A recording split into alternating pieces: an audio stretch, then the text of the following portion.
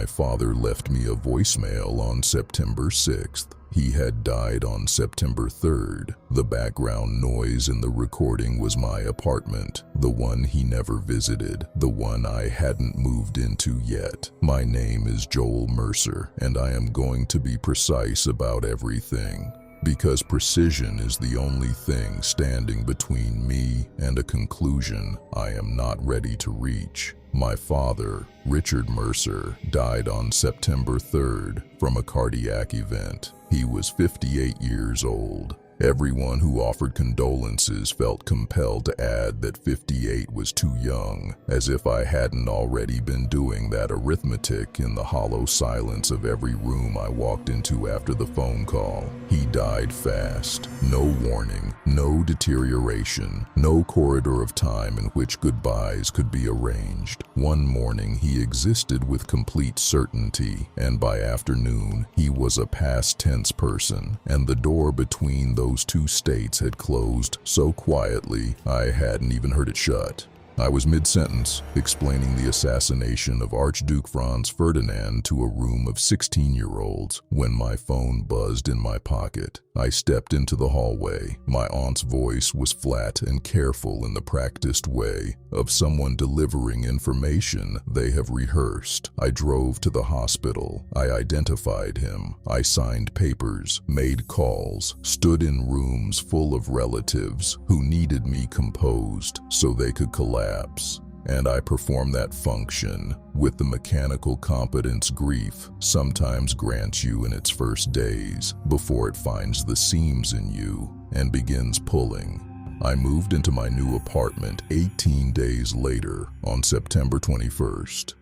The lease had been signed in August before any of this. The timing was coincidence, or what I then still called coincidence, without examining the word too carefully. The apartment is on the 4th floor of a converted textile building on Fairmont Street in Portland. High ceilings, exposed brick along the north wall, a kitchen window that faces east and catches the morning light in a way that fills the room gold for about 40 minutes each day before the angle shifts. My father had known I was moving. We had discussed it in late July on one of our Sunday calls, the weekly ritual we had maintained for 6 years since I left Ohio. He wanted to do a video walkthrough once I was settled. He always did this when I made a significant change, needed to see where I was living the way some fathers need to meet the people their children spend time with. He never got to see it. He died 18 days before I arrived. On October 7th, 34 days after his death, I was clearing storage on my phone when I found the voicemail. There was nothing atmospheric about the discovery. No premonition, no pull toward it, just a notification telling me I was running out of space and me sitting cross-legged on my kitchen floor at 11 at night, scrolling through archived files with the resigned efficiency of someone doing maintenance.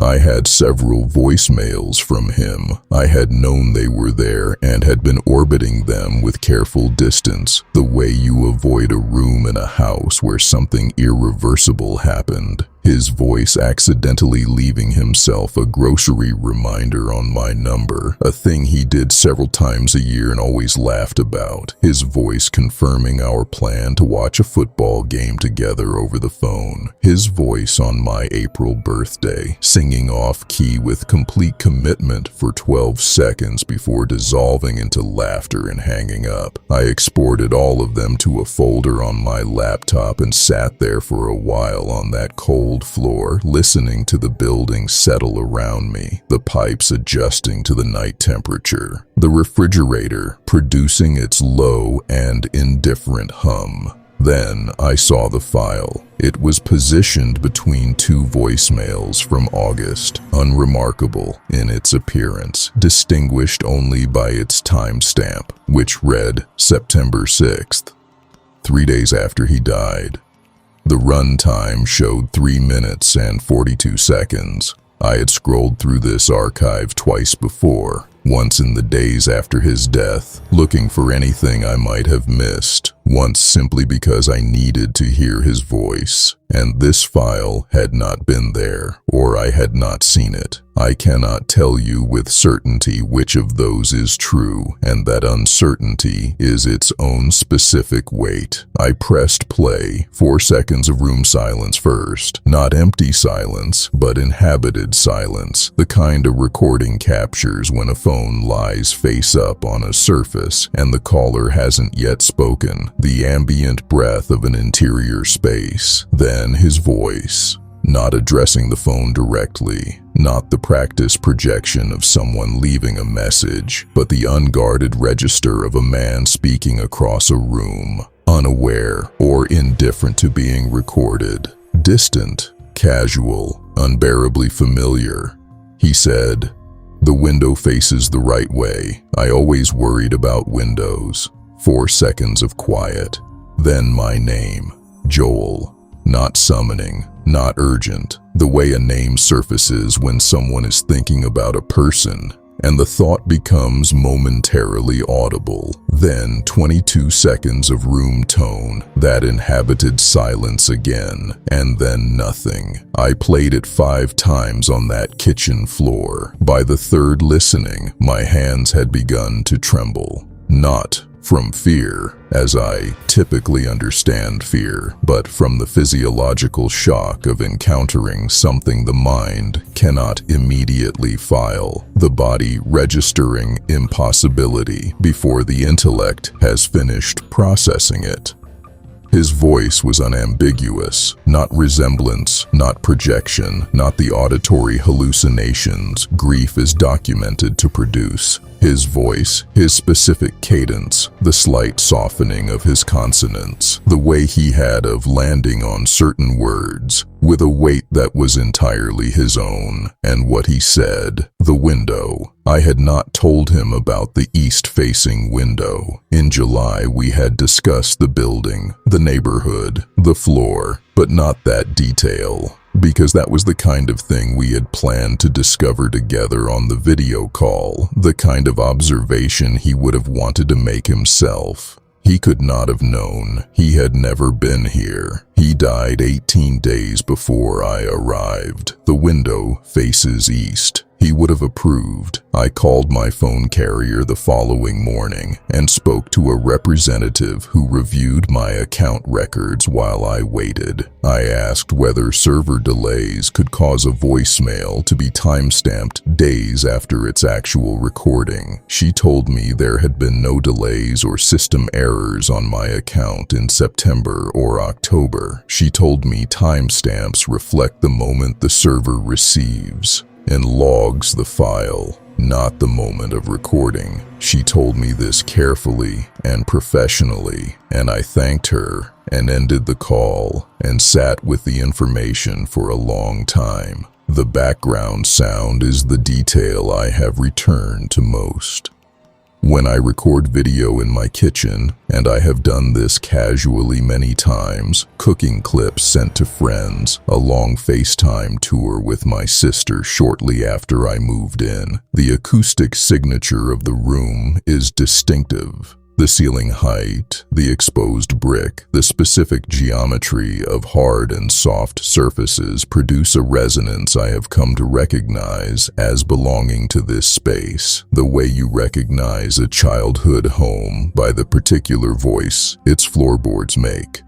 The ambient room tone captured in my father's September 6th voicemail carries that same resonance. I had played them side by side on my laptop, the voicemail and a kitchen video from October, and the quality of the space they are each capturing sounds like the same room. He was somewhere that sounded like my kitchen 3 days after he died, 18 days before I moved in. I have constructed every rationale framework I can reach for. A pocket dial from his phone in my aunt's possession after his death, recorded in a location that happened to share acoustic properties with my future apartment. A pre-existing file displaying a corrupted timestamp, a grief-distorted perception, assembling meaning from acoustic coincidence. I have held each of these possibilities with as much good faith as I can manage, and none of them close without remainder. None of them account for the window.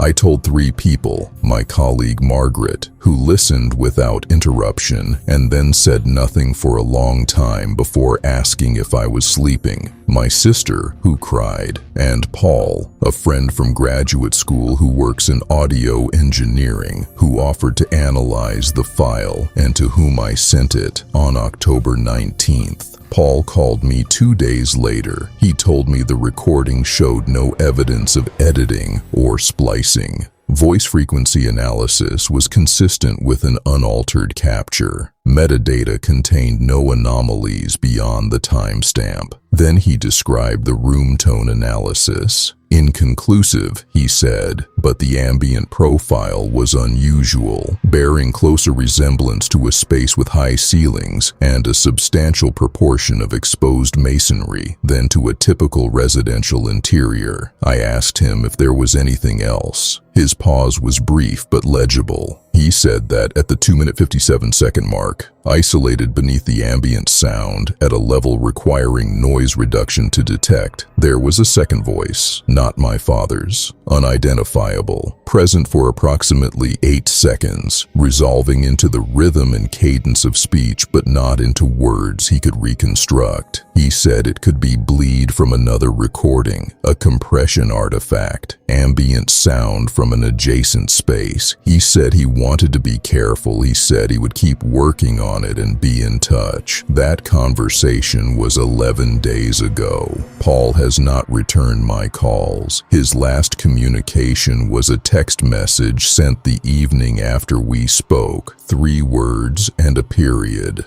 I found the words.